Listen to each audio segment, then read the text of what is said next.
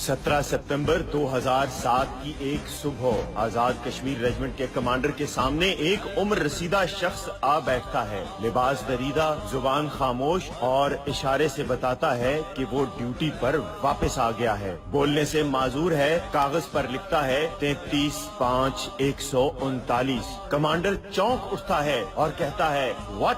40 साल बाद मकबूल Hussain, but he was missing, believed, killed. सिपाही का चेहरा सच्चाई से दमक रहा है।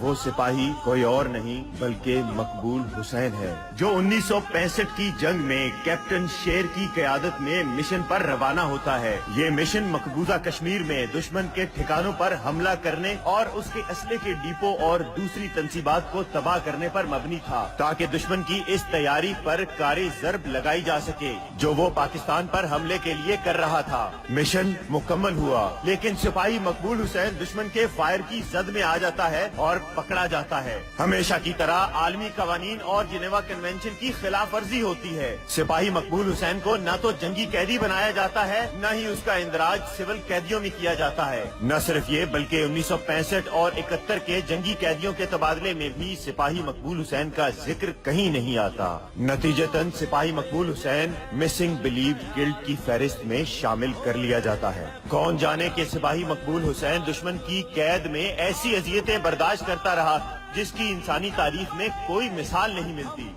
कैदे तन्हाई, तंगो तारीख, दिन रात, मौसमों की सख्ती, इंसानियत सोज मजालिम, जानवरों की तरह रींगने का हुक्म, इंसानी आज़ा की तकलीफ के ऐसे ऐसे हरबे जो हैवानियत और बर्बरियत की नाकाबिले यकीन मिसाल हैं। दुश्मन सिर्फ एक ही मुतालबा करता, बोलो जो हम जानना चाहते हैं। इस बहादुर और निडर सिपाही पर खूंखार कुत्ते छोड़े जाते हैं जो इसकी पिंडलियां चबा जाते हैं, लेकिन ये अपने मौक़िफ़ पर डटा रहता है और अपनी जुबान से एक लफ्ज नहीं बोलता।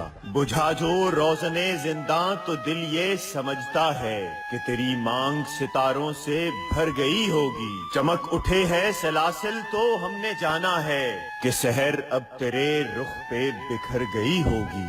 मकबूल हुसैन की जुबान पर सिर्फ एक ही नारा था और वो था पाकिस्तान जिंदाबाद, पाकिस्तान जिंदाबाद। यहाँ तक कि कैद खाने की तमाम दीवारें सिपाही मकबूल हुसैन के खून से रंग जाती हैं। वो हर जगह ये लिख देता है, पाकिस्तान जिंदाबाद, पाकिस्तान जिंदाबाद। मगर शायद दुश्मन में इतनी वुसअत न थी कि वो मकबूल हुसैन की जुबान से ये नारा दोबारा सुन सकता, लिहाजा उन्होंने मकबूल हुसैन की जुबान काट दी और फिर सन 2007 में उसे नफ्सियाती मरीज बनाकर पाकिस्तान धकेल दिया जाता है। मगर दुश्मन ये क्या जानता था, जो चुप रहेगी जुबाने खंजर, लहू पुकारेगा आस्तीं का। जिसे वो नफ्सियाती मरीज समझ के छोड़ देते हैं, वही सिपाही मकबूल हुसैन 40 साल बाद अपनी ड्यूटी पर दोबारा हाजिर होता है। वतन परस्ती, फर्ज शनासी, कुर्बानियों, इसार और साबित करने की अजीम रिवायात का पासबान गुज़श्ता रोज